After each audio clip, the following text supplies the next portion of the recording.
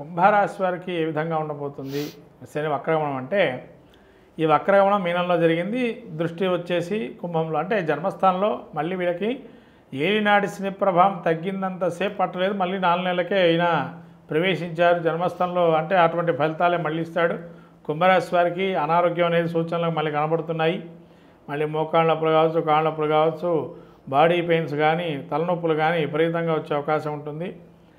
మళ్ళీ వీళ్ళకి గురుబలం ఉంది కాబట్టి కొద్దిగా తట్టుకునే శక్తి కూడా ఇస్తాడు దేవుడు అట్లానే.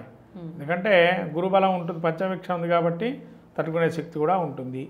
అట్లానే ఏకాదశాన్ని ఈ యొక్క కుంభానికి ఏకాదశ స్థానం ధనుస్సు కాబట్టి ఈ యొక్క వీక్షణ ఏదైతే ఉందో ఆ ఏకాదశంలో ఉన్న ఈ యొక్క వీక్షణ ఉంది కాబట్టి దాని నుంచి కూడా బయటపడే అవకాశం ఉంటుంది.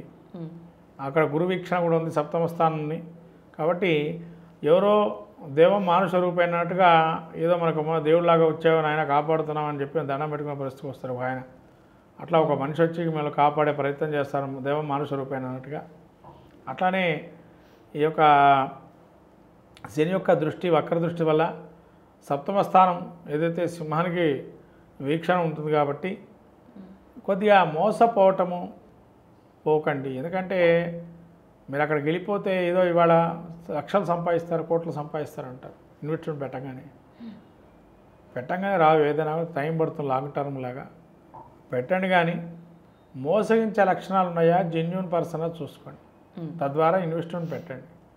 అంతేగాని మోసగించే తత్వం ఉండే వారి దగ్గరికి వెళ్ళి పెట్టేసేసేసి అయ్యో మోసపోయినా అనుకోకుండా జెన్యూనిటీ ఉందా లేదా అది పరిశీలన చేసుకొని అప్పుడు ఇన్వెస్ట్మెంట్ పెట్టండి. కుటుంబంలో కూడా కొంతవరకు ఇబ్బందులు పాలైనా కూడా బయటపడతాడు. ఎందుకంటే ఈ సప్తమ స్థానంలో ఉన్నారు కాబట్టి శని వీక్షణ ఉంది కాబట్టి కొత్త గొప్ప గురు వీక్షణ ఉంది కాబట్టి వాటి నుంచి బయటపడతాడు. సరే కష్టపడుతున్నాడులే మనం ఎందుకు ఇబ్బంది పెట్టడం అని కుటుంబంలో వాళ్ళు కూడా అనుకుంటుంటారు.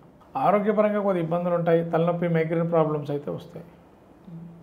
ముఖ్యంగా గ్రామదేవత గుడికి వెళ్ళటం, అలానే వీళ్ళు నవగ్రహ హోమం లాంటివి చేసుకోవటం, శనికి నువ్వులు దానం ఇవ్వటం ప్రతి శనివారం రోజున,